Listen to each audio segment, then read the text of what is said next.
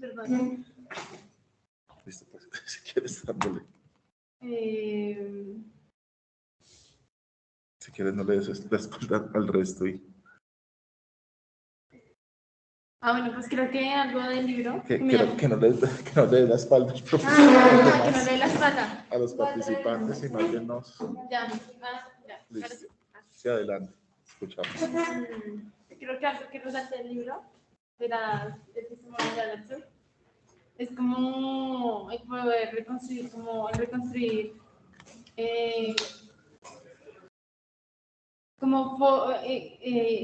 y formular y legitimar como alternativas para que sea una sociedad más justa y libre. Ajá. Entonces, ¿qué empieza hablando de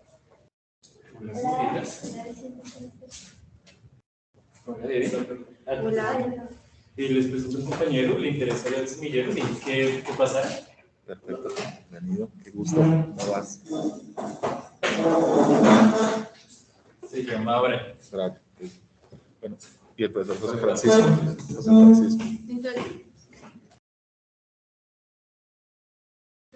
Estábamos en la introducción del texto, que le corresponde hoy el ejercicio de introducción. Si quieren, antes de comenzar, los pongo en contexto. Pues la idea de estas lecturas principalmente es que hagamos un conversatorio principalmente, no en los esquemas de clase, en torno a un supuesto que es que todos hemos ya desarrollado la lectura y nos vamos a centrar en este semestre principalmente en una reflexión frente al pensamiento y las epistemologías sur. Hace 15 días hicimos el primer trabajo alrededor del texto, que es un pensamiento, que es el pensamiento sur, por un pensamiento sur, ¿cierto? Fue el texto que trabajamos hace 15 días y hoy vamos a trabajar el texto de Buenaventura Sousa, ¿correcto? En torno a epistemologías o introducción a las epistemologías sur, ¿correcto?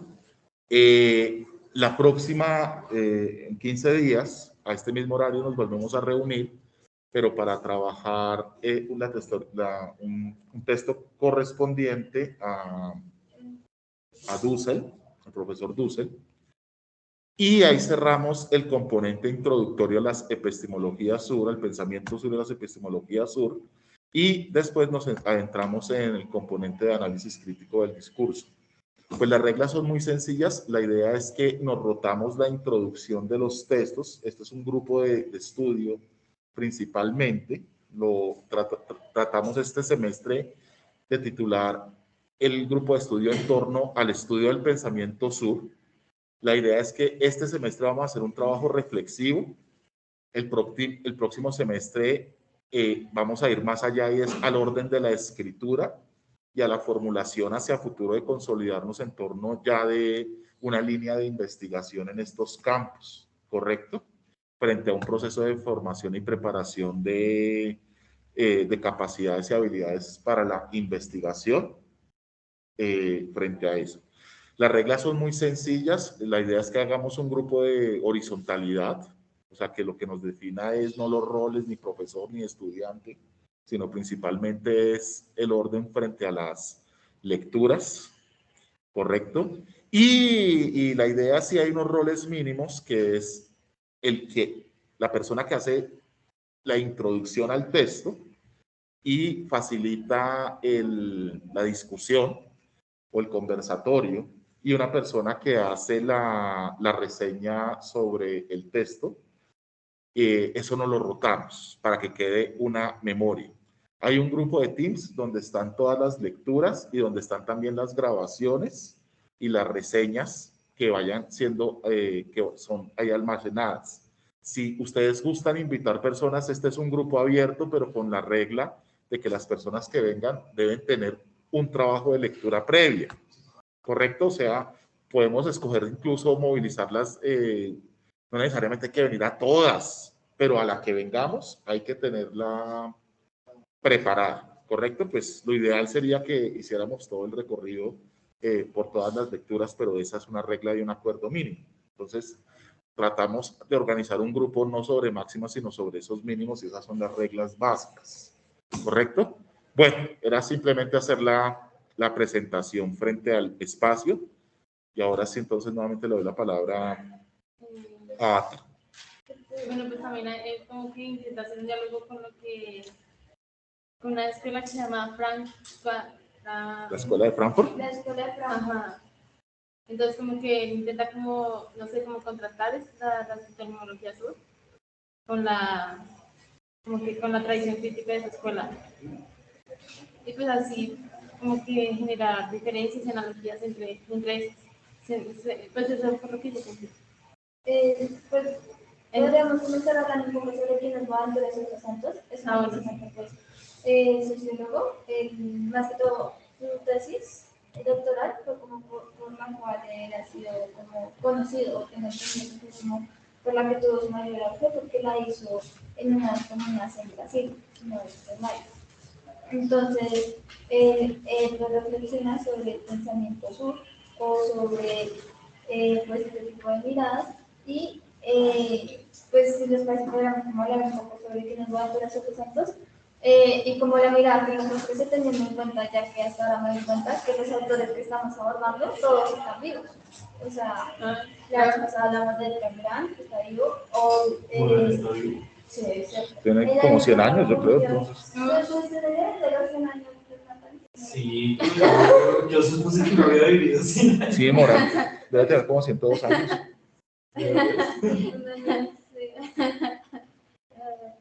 Ahorita está Boaventura de Sousa, que también está vivo, y pues Boaventura de Sousa Santos,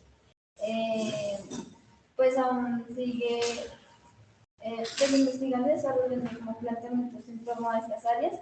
Creo que algo muy interesante sobre estos aportes de Boaventura de Sousa, o para que lo tengamos de pronto antes de abordar la lectura, ya que estamos hablando de pensamiento sur, es como el tema de que él plantea, bueno, primero, que ha escrito varios textos en torno a la sociología jurídica, ¿sí? Entonces, ha hablado también sobre lo que podría pensarse sobre el pluralismo jurídico, sobre este tipo de relaciones, y cómo en un espacio pueden desarrollarse diferentes, por decirlo así, diferentes normas, ¿sí?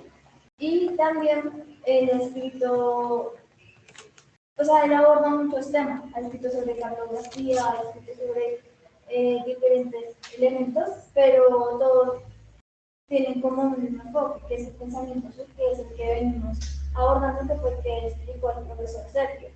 Entonces, bueno, yo creo que eso es como una introducción muy, muy por encima de lo que, de quién es Boaventura Sosa Santos. Creo que somos capaces de hacer, pero no sabemos. Sí, yo creo que ahí hay, claro, esta es una introducción a un texto más amplio que se llama Introducción a las es la introducción del texto que se llama Introducción a las Epistemologías Sur, que es un trabajo del 2011, ¿no?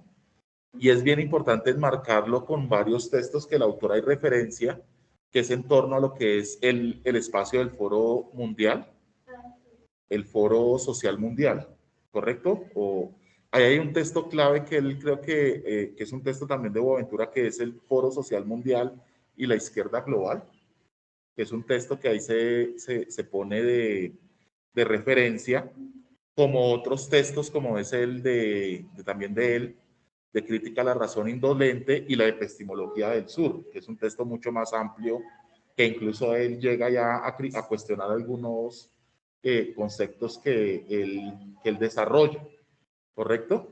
Pero a mí me parece que ahí hay un punto clave, es que la invitación sería a trabajarse todo ese texto y empezar a profundizar este autor. Pero creo que esta introducción es una buena, como su nombre lo indica, una apertura a establecer cuáles son los términos y los desarrollos o las ideas centrales más que los conceptos, las ideas centrales o las ideas fuerza. Yo creo que ahí hay un tema que nos conecta con la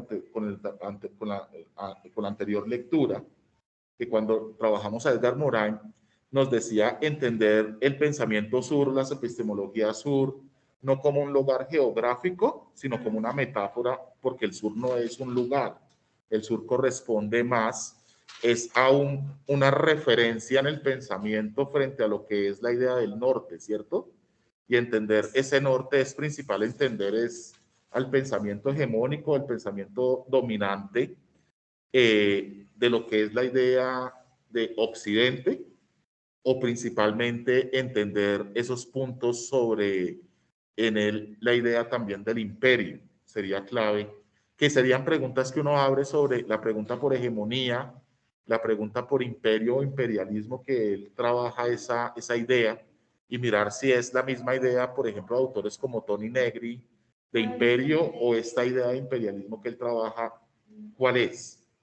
Pero si lo ligamos con Morán, principalmente es el referente del norte como una manera dominante del pensamiento. O sea, el norte es más un lugar del pensamiento, del pensamiento homogenizador, el pensamiento dominador y una manera de pensar que también se sitúa como occidente, pero eso nos empieza a preguntarnos temas como es, ¿qué es el sur? ¿Qué es el pensamiento sur? Si hay sur en el norte, o sea, también en estas sociedades como Europa o en los Estados Unidos, si hay un sur en el norte, o sea, si también hay pensamientos alternativos, la palabra alternativo creo que él no le gusta, antihegemónicos o pensamientos de resistencia o pensamientos de oposición en el norte, pero también si hay un norte en el sur, ¿no? Y también hay pensamiento hegemónico, pensamiento dominante, pensamiento normalizador, homogenizador en el sur. Él lo que va a plantear es que tiende a hacer ese pensamiento de élites y empieza a definir qué va a entender él por ese pensamiento de élites, ese norte en el sur y ese sur en el norte. Entonces, es para entender que el problema del norte y el problema del sur no es un lugar geográfico. Entonces, en la anterior lectura, Morán ponía de ejemplo Alaska, donde no hay nada más al norte que Alaska, pero el pensamiento de esas comunidades allá en ese norte frío de Rusia, pues claramente eso no, esa es un orden de pensamiento que hace parte de la alternidad y de la alteridad, perdón, frente a lo que es el pensamiento europeo, y que uno podría fijar eso como un pensamiento de sur marcado en la diferencia en la pluralidad. Y también ese punto de referencia que nos plantea como el origen del pensamiento occidental y el pensamiento norte, como si fuese el pensamiento griego, pero que el pensamiento griego de hecho es una concreción del vertimiento de una serie de epistemología sur, que es el pensamiento africano, el pensamiento oriental y pensamientos de diferentes lugares y de diferentes latitudes y corrientes, que ni siquiera los griegos lo consideraron como un origen, como un punto de inicio, sino también como un orden de la diversidad, pero son movimientos del pensamiento occidental y de proyectos de la modernidad que van a fijar su origen, con una pretensión de origen en el pensamiento grecorromano, como si fuese el pensamiento cumbre. Hay algo bien interesante también, y es que no en vano este autor es portugués, y es entender también dentro de Europa cómo hay un lugar para el pensamiento mediterráneo que pareciese que se desmarque, que busca o pretende desmarcarse de también el pensamiento hegemónico eurocéntrico. O sea, no hay una Europa, hay Europas, y tendría que uno preguntarse frente a ellas, así como no hay una África o como no hay una América. Pues lo que el reclamo del pensamiento sur también no es un pensamiento de las diversidades, de las diferencias, y establecer también otras maneras de reconocer las maneras de pensar, pero también las maneras de sentir. Algo bonito que él dice es reconocer que se piensa sintiendo, pero también se siente pensando, y establecer las preguntas diversas sobre las maneras de pensar, las maneras de sentir y las maneras de hablar. Creo que el decir queda por fuera, que sería una pregunta que vamos a plantear más adelante cuando hablamos de análisis crítico del discurso, pero él plantea la pregunta por la acción, la pregunta por el pensamiento y la pregunta por el sentimiento, por la emocionalidad y el reconocimiento de otras maneras de pensar frente al pensamiento dominante, a la construcción sentimental del mundo también dominante y a la acción dominante de Occidente.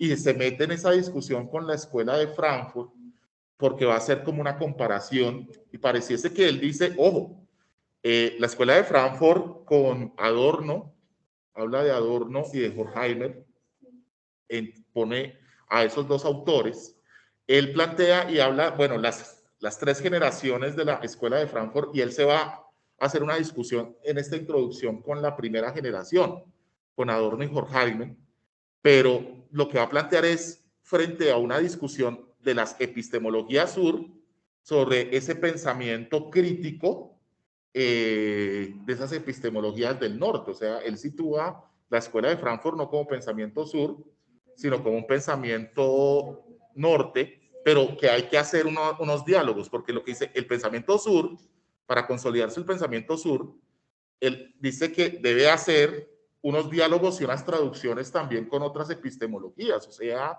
hay que identificar, la identificación del pensamiento sur se hace a través de esos procesos de diálogo y de traducción con otras epistemologías, ¿correcto? Frente a esa pretensión europea del pensamiento universalizador. O sea, lo universal del pensamiento sur es que no hay universalización. O sea, eso es lo que... Y que ahí cuando hay al final, cuando hablan también de lo de la escuela de Frankfurt, ¿no? Él dice que también hace falta mucho más complejizar, que es como algo bueno, que hay la mano que diciendo, dice como no es solo, o sea, como que hay la mano. Cuando dice que la escuela de Frankfurt parece una escuela, una pretensión de escuela de la vanguardia, de ir adelante de los cambios y jalonar los cambios y las transformaciones, pero desligado de los movimientos y las movilizaciones, y el pensamiento sur es un pensamiento más de retaguardia, ¿no? Un pensamiento de facilitar la retaguardia, que es el que facilita a los que van en el avance, pero que es un pensamiento que se desarrolla en el diálogo, en el campo. Algo también interesante antes de pasar a ese punto, y yo acabo porque estoy haciendo monopolio de la palabra, es los conceptos trampa y sobre el tema de la objetivización de lo sustantivo y de lo adjetivo. Interesante cuando para nosotros y hacer esta discusión él la deja abierta, pero nosotros desde la administración pública deberíamos tomárnoslas en serio, es cuando habla sobre la gobernanza como un concepto trampa, la coloca así, y establece que no solamente está el concepto de gobernanza como un concepto trampa, creo que sí, sino también otros conceptos como el de estabilidad, gobernabilidad, terrorismo, desarrollo, que se establecen como o estados débiles, subdesarrollo, que se establecen también como lo que él llama esos conceptos o términos trampa, ¿correcto? Y lo otro, el orden de los del pensamiento hegemónico, cómo establece objetos o sustantivos y objetos como por ejemplo democracia, pero que en la búsqueda de construir un pensamiento alterno, por eso yo creo que él no plantea el pensamiento sur como una alternativa o como una alternatividad, sino no es eso, porque termina cayendo es en un discurso de la adjetivización. Entonces, para plantearse una diferencia frente a la democracia dominante, vamos a hablar de una democracia adjetivizada, y una democracia adjetivizada es cuando hablamos de democracia participativa, democracia deliberativa, democracia inclusiva, pero entonces él dice algo muy chévere, y es que eso es como coger la hamburguesa y simplemente echarle salsa de tomate, o echarle una salsa y decir que ya tenemos otra hamburguesa, ¿no? Seguimos teniendo la misma hamburguesa, pero le cambiamos unos atributos, ¿correcto? Pero que la sustancia de la discusión frente a la democracia no la damos. Entonces, cuando estamos hablando de democracia participativa, de democracia deliberativa, no hacemos, o sea, hay preguntas fuertes, y una pregunta fuerte es la pregunta frente a la democracia, pero hay respuestas débiles. Y una respuesta débil es esas respuestas que no satisfacen frente a la comprensión y la explicación de los fenómenos de la vida de las gentes. Y hay unas preguntas fuertes frente a la democracia y unos reclamos frente a la democracia, pero no hay respuestas, o las respuestas son respuestas débiles. Y las salidas son adjetivizaciones para presentarse como alternativas frente a la democracia. Y entonces hablamos de ese tipo de democracia. Lo mismo con desarrollo.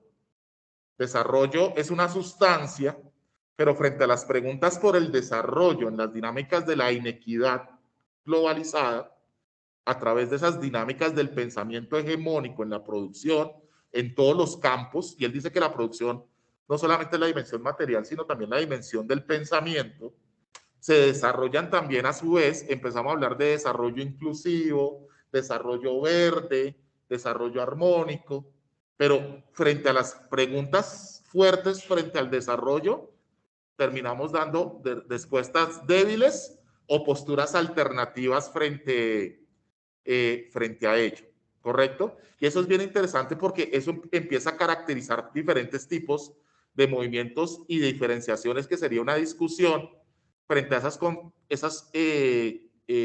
ordenaciones topológicas del mundo de la política entre derecha e izquierda, porque esto lo que hace es salirse del pensamiento de izquierda y derecha y situarnos en otra manera de pensar en la relación hacia el sur, porque pareciese que hay discursos los discursos de derecha y de izquierda también los podemos situar allá en ese pensamiento norte, pero también podríamos preguntarnos qué hay de sur en la derecha, qué hay de sur en la izquierda, que serían otras preguntas, ¿correcto? Pero pareciese que hay una fuerte tendencia es hacia orientarse hacia el pensamiento hegemónico, y genera a través de unas preguntas de la caracterización de otros conceptos que dejan por fuera conceptos por trabajar, y desarrollar preguntas que dejan por fuera tanto esos discursos hegemónicos, bien sean en la derecha o en la izquierda, como la pregunta por la dignidad, la pregunta por la dignidad, la pregunta por lo comunitario, la pregunta por la madre tierra, y ustedes me van a ayudar porque empiezan a generarse otras preguntas que vienen principalmente de otras maneras de pensar y otras maneras de sentir, no necesariamente del mundo urbano, sino de movimientos campesinos, movimientos indígenas, movimientos étnicos, movimientos feministas y una serie de movilizaciones que empiezan a generar otras explicaciones frente a la realidad, que se salen de las explicaciones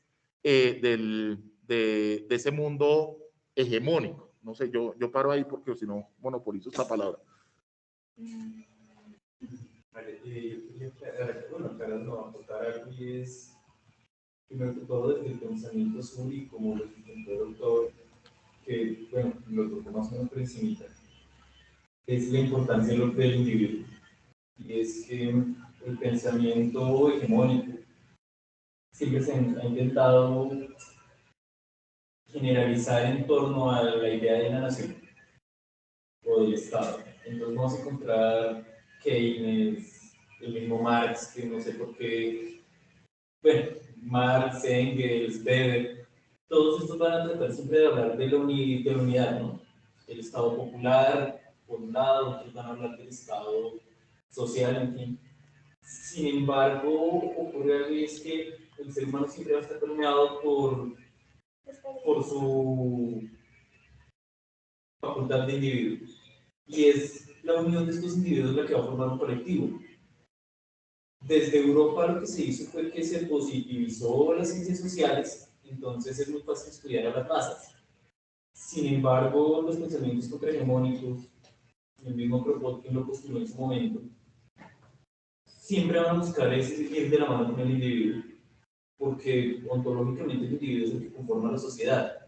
Entonces, tratar de separar al individuo de la realidad, pues es un fallo grande, porque la realidad es construida por el individuo.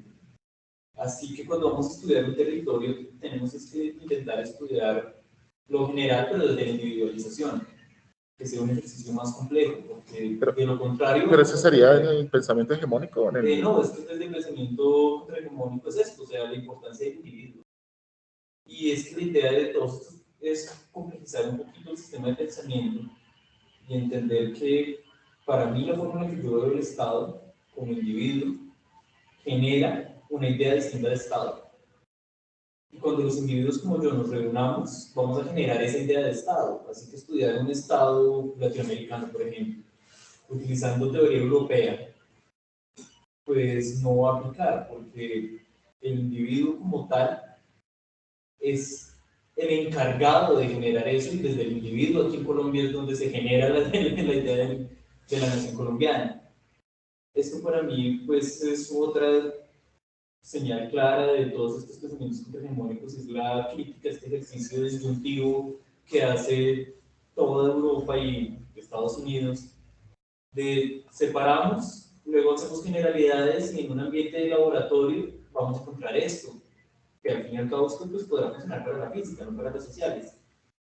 Aparte, pues para no hacer tanto hincapié en esto, también se me hace muy interesante, y es que el concepto de imperialismo como se maneja, o de colonización, también tiene gran poder en el uso de la palabra, y es, incluso con lingüistas se ha llegado a una conclusión, es que la forma en la que nosotros percibimos está marcada por el lenguaje, y eso hace que el lenguaje también tiene una inclusión en la realidad.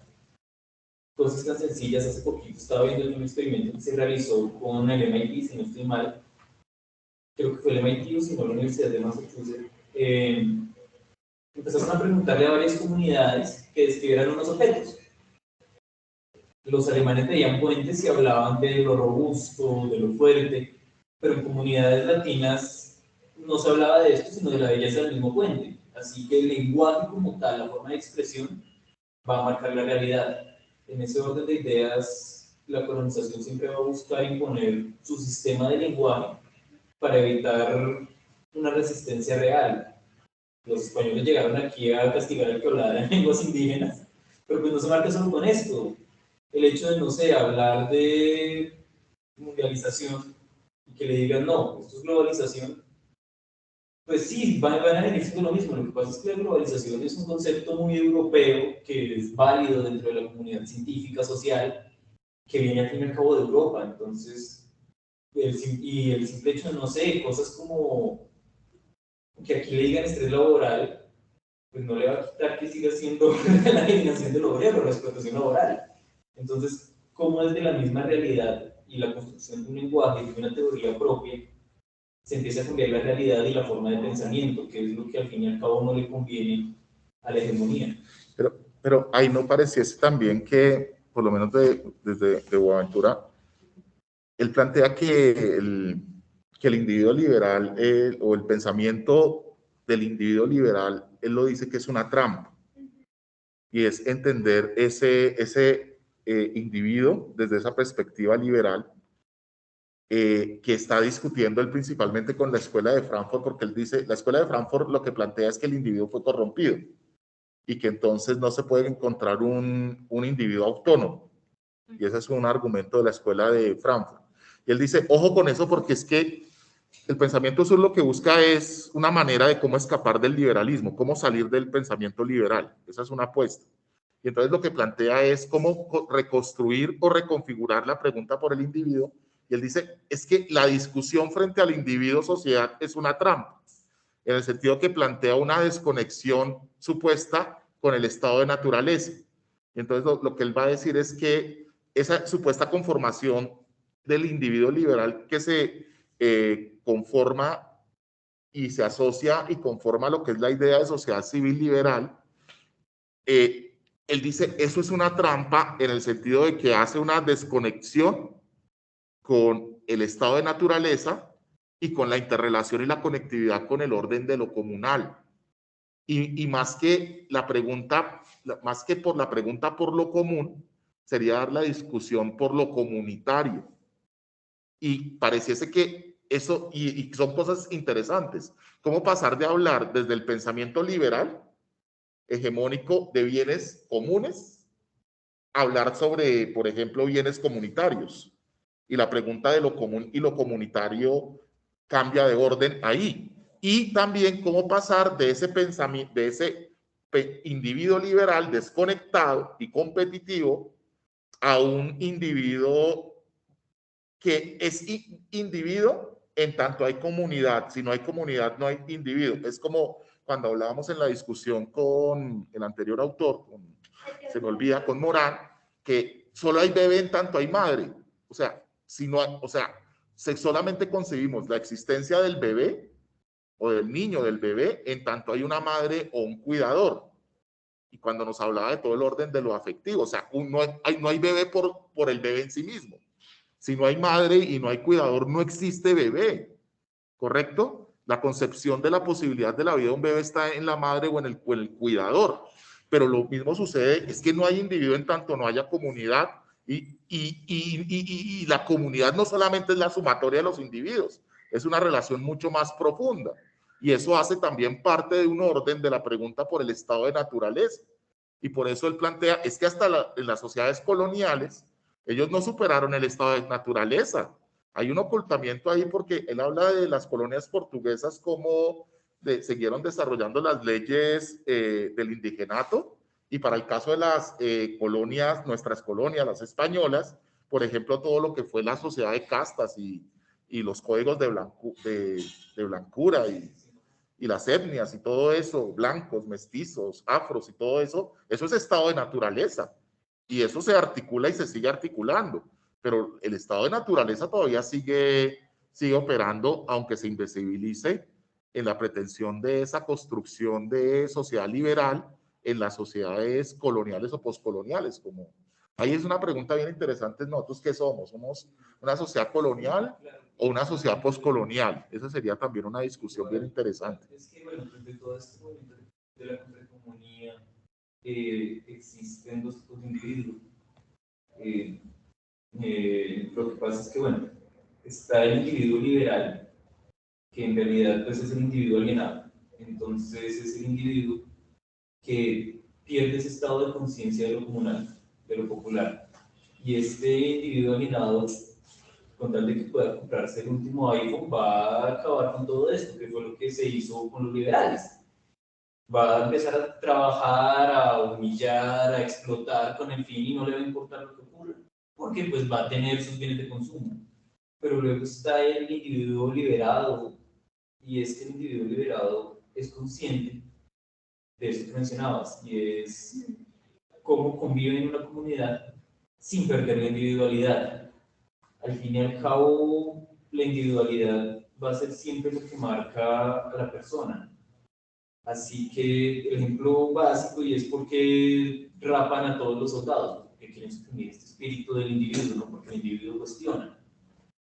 Así que la hegemonía, para poder continuar con su poder, se ha encargado o de suprimir el individuo liberado o de convertirlo en un individuo liberal, en un individuo alienado, que no es consciente de su condición y de su capacidad de actor de cambio desde el individual, que no lo va a aislar. Obviamente esto va aunado pues, a lo comunal, ¿no?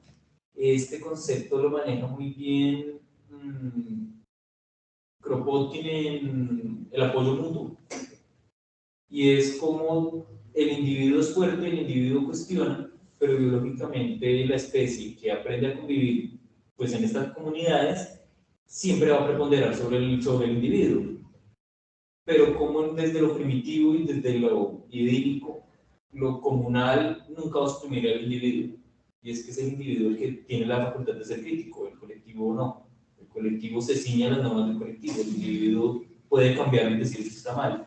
Y hay varios autores latinos, en fin, toda esta contrahegemonía, incluso, bueno, no tanto desde Frankfurt, es que Frankfurt también era muy eurocéntrico, pero varios autores van a postular esto, ¿no? Y es cómo el individuo es el actor de cambio principal, es el órgano primario de todo el organismo. El problema es que la construcción del individuo, y por ejemplo, hay que tocas Frankfurt, es frente a la negación del estado de naturaleza. O sea que pareciese que negar la naturaleza es para ellos el proceso de humanización. O sea que ser humanismo es cultura, y cultura es contra natura. O sea, natura es lo opuesto a cultura. Eso es una visión de ellos. Entonces, negar la naturaleza, negar la conexión con la naturaleza, es lo que se va a plantear como proceso de humanización. La humanización es establecer un límite claro irracional entre la naturaleza y el hombre a través de toda la formación cultural, ¿correcto? Y entonces eso lo que plantea es hay una perversión en esa negación frente al orden natural y al contrario, en el pensamiento sur, lo que se reconoce es una subordinación al estado de naturaleza y el reconocimiento del orden natural. Y, por ejemplo, entran nuevos discursos como, por ejemplo, el discurso de la madre tierra y la pregunta por los derechos de la naturaleza y cómo generar esa conexión de entender la naturaleza como un sujeto. Pero es que ahí hay un problema, es como entender la naturaleza no la puedo encontrar como un sujeto de individualidad, sino como otro orden de sujeto que volvemos otra vez, me gustó mucho esa idea que sacamos con Morán del bebé y la madre, o sea, somos humanos en tanto hay naturaleza. No podemos hablar de humanidad sin naturaleza porque es como hablar de un bebé sin madre. Sí, exacto, eso es lo que dice Hawking y Adorno, ¿no? De lo de que cuando el hombre como que intenta ser precisamente dialéctico, se vuelve barbárico. Es como romper esa dialéctica negativa, es lo que Exactamente. ellos hablan. Es que cuando él comienza a hablar de ese, qué pena, traer otra vez como algo que me llama la atención, y es cuando se está hablando, cuando está el tema de los conceptos trampa, ¿sí? Como por ejemplo, se habla de desarrollo sostenible, o se plantean unas miradas que no obedecen en serio a resolver la raíz, los problemas que se tienen en la sociedad. O los derechos O humanos. los derechos humanos, entonces se habla como, no sé, ranking sostenible, o sea, como de, bueno, desarrollo, o sea, se le pone desarrollo, se le pone sostenible a las cosas, pero en esencia no se está afrontando el problema de raíz. Lo único que se hace en muchas ocasiones es que se le cambia el nombre, se generan como otras maneras, como si se como ponemos unos discursos bonitos. Y se hace como mucho auge a estos nuevos conceptos, pero en últimas no se abarca. Algo muy interesante, creo que no me acuerdo si lo vimos con el tribunal cuando hablábamos de las constituciones ecológicas y que se suponía que Colombia es reconocida, se supone, por ser la primera constitución ecológica aquí en Latinoamérica, o por lo menos de las primeras, porque dentro de la de 1991, porque fue la del 86.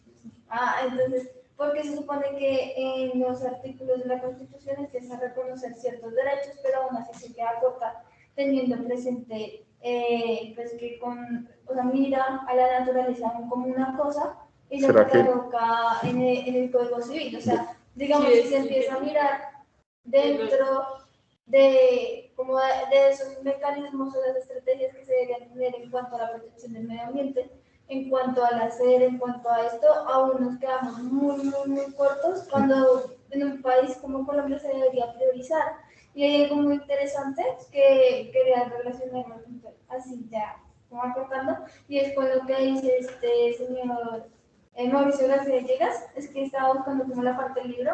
Es un libro que estaba leyendo que se llama Normas de papel, la cultura del cumplimiento de las reglas, y como que empieza a hablar como de cómo se tiene esa imagen de que, por lo menos aquí en Colombia, es una serie de ensayos en donde entonces empieza como a explicar cómo en Colombia muchas veces cosas como saltarse la fila, cosas como ese tipo de elementos, buscan pues, o sea, como romper las reglas, digo, no, pues me salté la fila, pues el problema con robarse tantos millones de pesos, o sea, cómo se generan este tipo de dinámicas en la sociedad y cómo pues esto se ve reflejado en últimas también a nivel macro, ¿sí? O sea, digamos, yo lo relaciono más que todo con esta parte y con esos conceptos trampa, que, sí, que se nos venden y que se genera mucho auge, se habla mucho de ello, pero pues el lenguaje... Y reconocer también cómo la Constitución está plagada de conceptos trampa, ¿no? Profesor. Bueno, José Francisco. Gracias por la invitación a hacer la iniciativa. Sé que no es una cuestión hablando de individuos individuales, sino colectivo. Se vayan uniendo más compañeros. Bueno, yo debo decir que el texto estrictamente que enviaron, lo leí fue para hoy. Yo había leído cosas de aventura Rosa Santos. Me parece un autor que tiene desde luego potencialidades y límites. En las potencialidades me parece que es un muy buen compilador de ideas. Entonces uno siempre encuentra sus escritos, una cartografía bastante completa, muchas veces de las discusiones, dentro de las limitantes, porque creo que también la idea es establecer las limitantes de cada autor. Me parece que es poco cuidadoso en la compilación, hay muchas ideas que de pronto también viene bien identificar quién las dice.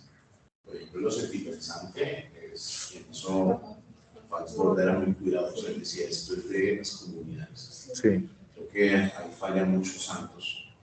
En eso hay una discusión grandísima en Brasil. No es para estigmatizar una apropiación. Que hay que tener, digo porque en la práctica hay que tener mucho cuidado con eso.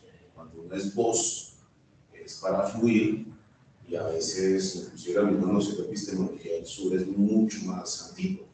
Pero bueno, es muy interesante y los textos creo que en ese sentido para la síntesis son claves porque nos muestran una cartografía y bueno, me llamó la atención algo de este texto que también es una autocrítica, que eso muestra, digamos, un nivel también que hace de la epistemología, que es la unidad, de hecho moral, las teorías de la complejidad, que no empiezan desde Francia, que hay que retornar al siglo XIX, los autores básicos.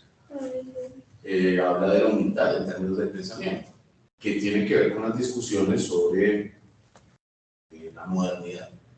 Entonces voy a hacer muchos comentarios de pronto no articulados, superficiales y además desordenados, pero la idea es inclusive dialogar sobre ello y de pronto interpelar también el texto.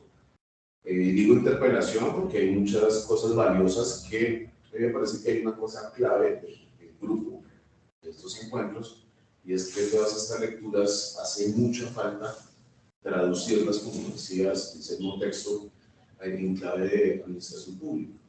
Creo que buena parte, yo no, por lo menos no conozco ni discursos ni comunicación en donde se haga sistemáticamente pensar administración pública, y esto es urgente porque no es, cuando se habla de estas claves de pensamiento, tiene que ver con dimensiones ontológicas, existenciales. Acá en la escuela vamos a dar una maestría en administración pública ancestral. Y un pregrado, la aplaudimos cuando empezó una comisión de discusión, pero hasta donde yo sé, no me puedo informar, yo pensaba que era la oportunidad para que todos hiciéramos maletas, las lleváramos vacías para traerlas llenas y articular, ser voces de una serie de dimensiones organizacionales de los territorios. Y yo imaginaba lo ancestral porque uno intenta dar cuenta de que a veces lo ancestral excluye lo campesino. Y eso es perder lo campesino. O sea, como que también la sustancializa en lo étnico. Bueno, yo me imaginaba que era eso. No, imagínense que es básicamente dicho por Jairo, nuestro querido ex subdirector, que va a ser, que es que los territorios no saben de una gestión pública. Entonces, no se sabe en la Constitución que hay que irles enseñar. O sea, el mundo al revés, como decía. Entonces, en vez de nosotros ir a aprender y a contribuir a sistematizar para posicionar saberes, y que los sabedores sean los que dicten clase. A culturizarlos. Yo eso le dije esto a Jaime Manuel, porque nos metimos profes. Sí, es que no estoy digamos lo que se espera, pero pues al menos una sensación de sentido común, teniendo acá gente que ha tenido experiencias de 20 años, 30 años, que no le llaman. Pero bueno, ese es el estilo de nuestro querido doctor en administración pública. O sea, es ir allá a evangelizar y occidentalizar. Bueno, en eso hay que hacer, en este espacio, por eso digo que es muy importante, porque en la práctica no son lecturas de teoría, sino para ver cómo transformamos acciones. Y además los estilos. El estilo de Medellín siempre fue de arriba hacia abajo. Yo creo que es de arriba hacia arriba, porque no llegó ni de abajo. Pero bueno, varias cosas. Primero, la epistemologización, entonces todo esto intentar pensar en clave de administración pública. Yo tengo la sensación que administración pública es una cosa, gestión pública es otra. Entonces, pero inclusive se puede pensar es la gestión pública, clave de esta la epistemología. Eso yo ahí estoy de acuerdo con, esta es una autocrítica que hace, porque en algunos otros libros o aventura se pensaba norte-sur en términos geográficos. Y creo que este es para mí este es un avance. Claro, la autocrítica hace algo que queda muy claro, que se sigue utilizando norte-sur. Los países del norte, en un mapa, los países del sur tenían un problema que decía Wallerstein, pero Australia está en el sur. O sea, ¿cómo así? Porque lo tenían en términos de latitudes. Claro. Entonces creo que esta crítica, para mí ese término norte-sur es de Wallerstein con base en Marx. Y en Brodel, me parece que la aclaración que hace es muy útil porque es muy clara de utilizar esto. Inclusive estoy de acuerdo que es una metáfora porque entonces lo rebajas como concepto. Entonces una analogía, podría ser una alegoría, eso ya tiene fuerza conceptual porque eso captura y además son unas relaciones. Es que sí, pero lo pone ahí. No es que exista sur en el norte y norte en el sur. Es que sur y norte son categorías epistemológicas. Entonces hablan de las relaciones. Entonces, un país como Italia, hay norte y sur. Inclusive, ese es el ejemplo que se empieza. El norte de Italia industrializado, etc. Y el sur del desorden, el caos, eso, bueno, eso es Putnam, que lo enseñan acá. Sí. Para poner ejemplos de cómo podemos desarrollarnos. Entonces, pero también en Bogotá, acá hay nortes y sur, que inclusive no tiene que ver con el norte y el sur de Bogotá, sino que esas diferencias que antes se llamaban despectivamente de países desarrollados, subdesarrollados, hay gente que sigue con eso. Lo digo porque fueron las maestrías ahí. Todavía siguen con eso nosotros los profesores y transmitiendo eso y nos creen más los alumnos, hay que tener responsabilidad a los alumnos que nos creen y no hay discusión. Es que en 5 metros tenemos esa categoría de norte global y sur global, que antes no era distintiva porque los países en la edad de oro del capitalismo pudieron establecer con base en esto de los desarrollados. Me parece que esta epistemología acá tiene una clave existencial, más allá de la definición estrictamente de los criterios para la producción del conocimiento. Y creo que la discusión que se daba en términos de esto de epistemología del sur, que empieza, se resume acá en la lectura de sus actos, para mí lo más importante es que pone en crisis y en crítica, pues, esa comprensión de la epistemología como algo elevado, abstracto y que no tiene nada que ver con, o sea, las maneras de conocimiento nos permiten reconocimiento de las realidades. Y cuando reconocemos las realidades, porque si no sabemos que no existen, no las podemos conocer. O conservar, dependiendo acá el llamado. Entonces me parece que lo de metáfora creo que le resta, creo que lo debemos ubicar como alegoría. Y las alegorías se hacen parte de lenguajes conceptuales. Maquiavelo, para explicar el poder, la alegoría del centavo. Todas las alegorías que están en Marx, bueno, en todo esto entonces me parece que la alegoría se ve como más, para darle una fuerza, pero repito, no abstracta, sino porque la alegoría conecta con la realidad, la metáfora muy poco. Entonces, eso es algo que me parece importante. Otra cuestión que llama la atención, por lo menos desde el entendimiento del problema occidental, porque si hay algo que a lo que apuntaría una epistemología desde el sur, es precisamente no pensar dicotómicamente, sino dialécticamente. Entonces, ojo con eso de occidente, porque entonces entraríamos en una contradicción. No. Señor Buenaventura de Salud Santos es occidental. Entonces no puede pensar en epistemología del sur y todos los derivados de ello. Porque en occidente, obviamente, Marx, yo creo que eso es una cuestión que ya está bastante clara. Marx no es occidental, porque no es alemán. Y yo creo que eso es un facilismo, porque como ya dijimos, en Europa hay nortes y sures. Entonces eso implica pensar de manera compleja, eso es el llamado. Cuando uno dice complejidad, es porque ese tipo de realidades y de pensamientos que es la contracara, pues, surgen de múltiples determinaciones. Y si queremos procesos claves, pensemos simultáneamente en distintas cuestiones. Porque obviamente no es lo mismo, Smith y Maxon no son lo mismo, y son 80 años. Pero no estaba en un lugar de enunciación, en la misma referencia sociohistórica que la modernidad, y yo creo que eso no es un detalle, porque ese es el problema de la episteme, porque el conocimiento pues, está asociado, los conceptos son organismos vivos, no por repetir cosas de la clase, pero me parece que en términos del concepto llama la atención esa que puede parecer algo medio sofisticado, pero yo creo que en el efecto práctico viene bastante bien. Entonces digo que esa dicotomía de occidental, oriental, y bueno, ahí está Seid con el orientalismo, de pronto caemos en uno de Seid, el orientalismo en la contracara del occidentalismo, y ahí sí estamos entrampados, porque creo que tiene que ser mucho más abierto. A mí me parece que acá todo lo que está discutiendo y lo que debería discutir la epistemología del sur es el hecho moderno. Y cuando hablamos de modernidad no hablamos de Europa. Hablamos del centramiento de Europa como la única posibilidad y el punto paradigmático de evolución inclusive humana, que simplemente civilizacional. Entonces, ojo con eso porque pues ahí hay distintos entendimientos. Por ejemplo, lo que habla Buenaventura de Sousa Santos, que es incompleto, pero que es clave en lo de Grecia. Bueno, lo de Grecia, sí, Grecia hay que, Dussel en eso sí tiene desarrollo magnífico de su idea de la transmodernidad.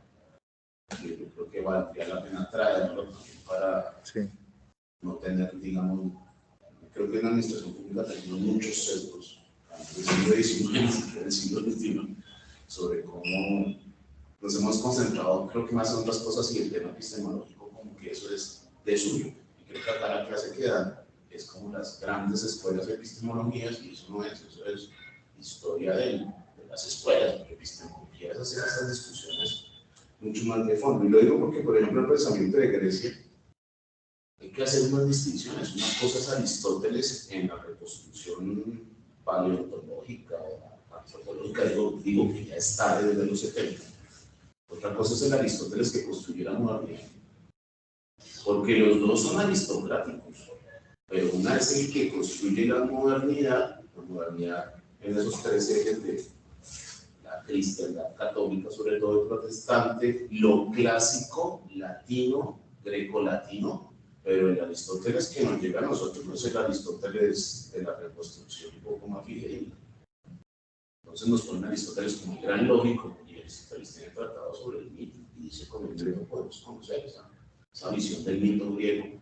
Entonces lo que digo es para evitar esa linealidad como pensamos la historia, eso hace parte de la discusión epistemológica.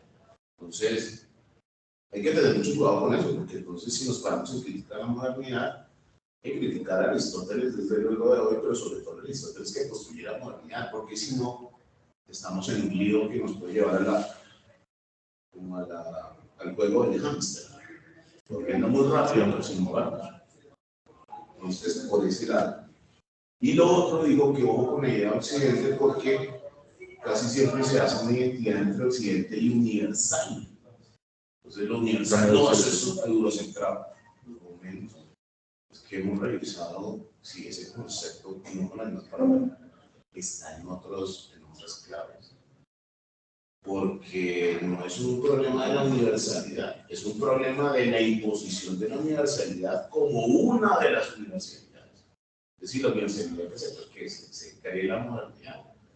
Porque tampoco podemos entrar en una discusión que es epistemológica y que hoy pretende unificación. Hay universalidad, hay que negar la universalidad. Y bueno, yo diría, ojo con eso, porque si no entramos en el otro, la particularidad es una particularidad, eso se llama intersubjetividad. Entonces terminamos realzando la cuestión subjetiva y que la realidad es intersubjetiva, como si eso fuera un mercado, ojo, esa es una discusión epistemológica, no hay universalidades, no.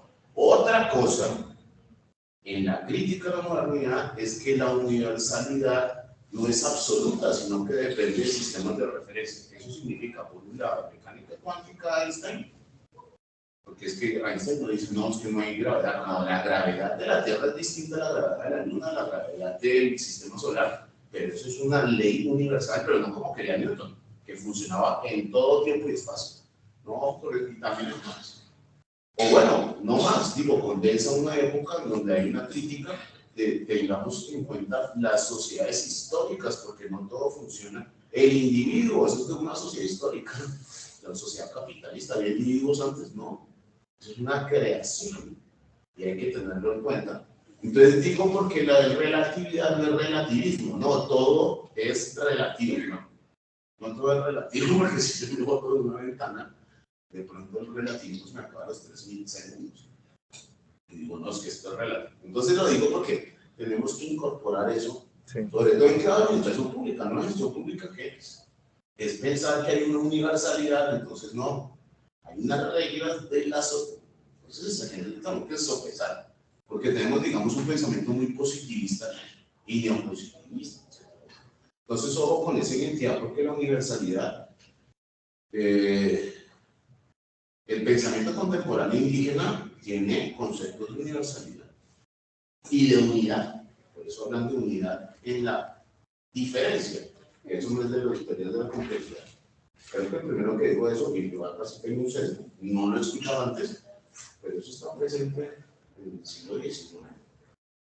Pues en la visión política del siglo XIX de la modernidad. Y bueno, para no demorarme, estoy usando también el tiempo y tener participación parcial, ¿cierto? Sí. Entonces, yo no estoy de acuerdo con los conceptos Trump. Me parece que hay que decir otra cosa. Digo, entiendo el fondo de lo que se trata de decir, pero ese concepto Trump, sí, porque pues, no hay conceptos. Para mí no hay trampa en los conceptos. El entrampado es el que toma el concepto y de pronto se va a confundir. Exactamente. No, porque Eso parece es como el concepto, como tiene dimensión existencial ontológica, pues tiene un lugar de enunciación. Es que la mano invisible no es un concepto trampa. Lo dijo Adam Smith porque Adam Smith pues, que era lo que defendía. Y no por parcializado, sino por la construcción de atrapar. Sí, Adam Smith tiene razón. es como la idea de dispositivo de captura de Deleuze. Que el mercado se autorregula, tiene razón, ¿no? Adam Smith. Y el mercado no como intercambio, sino como dinámica sostiene razón, Adam Smith. Pero es una razón limitada, porque no cuenta toda la historia, porque el mercado también no se autorregula, crea contradicciones. Lo que pasa es que cuenta la mitad de la historia. ¿Y por qué? Porque quería esconderlo, etc. Bueno, hay quienes tienen teorías de la conspiración. Para mí, hay un autor que se llama René Zabaleta Mercado, que es boliviano, que recomiendo para que tiene reflexiones administrativas. Acá no vemos pensamiento latinoamericano, ni siquiera de derecha, ni de izquierda. O brasilero. Como que no aparece. Tiene una noción muy bonita que se llama el horizonte de visibilidad. Y él decía, y lo explico, ¿por qué? Perdón por insistir por Marx, pero el tipo es marxista, entonces habla mucho de Marx. Dice, ¿por qué Marx ve lo que no vieron Ricardo, Daniel, etcétera? Porque era más inteligente. Bueno, era su problema de psicólogos, de los cognitivistas. No, porque tenía otro horizonte de visibilidad. Él estaba construyendo una economía política desde la visión, intereses, preferencias, como ustedes quieren llamarlo, desde los trabajadores, no desde el capitalista. Entonces eso le dio otra forma de ver las contradicciones, porque él no veía armonía en que un chico de 9 años trabajara 20 años y viviera hasta los 15 años. Contradicción. Pongo el ejemplo no para dramatizar, es para cosas de la vida real. Entonces me parece que ahí esto del concepto trampa no me gusta la denominación, aunque ya Sí, es lo que él dice es que, hay una discusión que es interesante. que nos ponen a pensar en una cosa y nos deja y dejamos de pensar otras. Sí, está bueno, porque a mí me parece que los conceptos necesitan avances. Porque si uno dice Estado, claro, si decimos Estado, y es que en el Estado colombiano, pues obviamente no estamos refiriendo al Estado colombiano, pero en la discusión sobre eso, el Estado a veces nos lleva al universalismo de pensar que la ciudad-Estado es lo mismo que el Estado-Nación, que es lo mismo, e inclusive para horizontes de transformación. Sí. hay cabida de transformación de muchas cuestiones urgentes en términos de eso es lo nacional. ¿Qué significa lo nacional? A nosotros nos han costado como decir que la nación es la parte bonita, pero hay otra parte que tiene muchas contradicciones. Porque finalmente la nación, que es un fenómeno estrictamente moderno, desde arriba es un imaginario muy potente que hay que criticar en lo abstracto y en lo concreto. Entonces, de paso, haciéndole propaganda a René Zabaleta Mercado, bueno, contigo, Sergio, lo hablamos, él tiene una noción que se llama sociedades sin abigarramiento. Sí. Si quieren mirarla, está buena. O estados en condiciones de abigarramiento, porque la idea de abigarramiento es una idea dialéctica. No es la idea hegeliana de la nación de tesis, antítesis, síntesis, o del mestizaje. Entonces, al Sambo se le borró lo negro y lo indígena porque es Sambo ahora. Porque no puede ser todavía reconocerse al mismo tiempo como indígena y como negro. Como de Polo Polo. Eso le borra su historia, y el criollo, etc. Entonces, nos borra. Nosotros estamos constituidos de ese abigarramiento y lo pensamos en síntesis dialécticas. Que eso sí es producto del pensamiento paradigmático europeo. Y termino con una cuestión más, pero bueno. No, buenísimo. Que yo creo que no viene bien confundir individuo, individuación e individualismo. Yo creo que son cosas relacionadas pero no idénticas. De hecho, porque en eso sí me aparto un poco del comentario que con esto dicen, y no porque no tenga la razón, no, simplemente un comentario, pues el pensamiento marxista justamente, inclusive en eso que no tenemos claro, porque no lo tiene claro Marx, como lo decía, y no digo Marx como persona, sino Marx Engels lo que significaba en términos de proyectos desde abajo de los trabajadores. Bueno, porque si hay una cosa que planteaba el comunismo no es la desaparición del individuo, porque yo lo tomo como una realidad. Sí. O sea, puede gustar o no gustar, pero también el componente objetivo de la realidad hay que hacerse cargo de eso. Porque si no, uno termina en otro lado. El misticismo está muy bueno, pero entonces la categoría individual es una categoría moderna.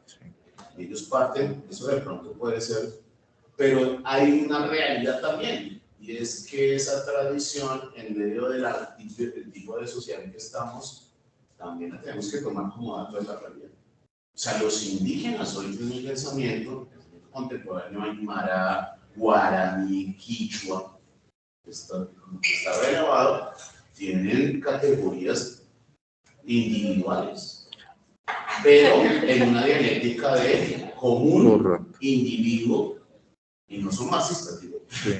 porque ese tipo de realidad dialéctica es que hay comunidad y no hay individuo, que es para sacar de los extremos el colectivismo. Eso tiene, bueno, habrá marxistas que lo interpretaron así, pero hay una cosa es Marx, otra cosa es los marxistas. Una cosa es Jesús, Cristo, otra cosa es cristiano. Yo he visto muchos cristianos que niegan la doctrina. O sea, parecen más saduceos y parecen más, ¿cuál es la otra secta judía? Fariseos que cristianos. Entonces, en eso yo diría, y hay una discusión en eso, sobre lo de individuación, porque hay que discutirlo al mismo tiempo, pero pensarlo, porque es que hoy por hoy, las matrices que tenemos tienen algo de la lógica individual en la realidad, no solo en el pensamiento.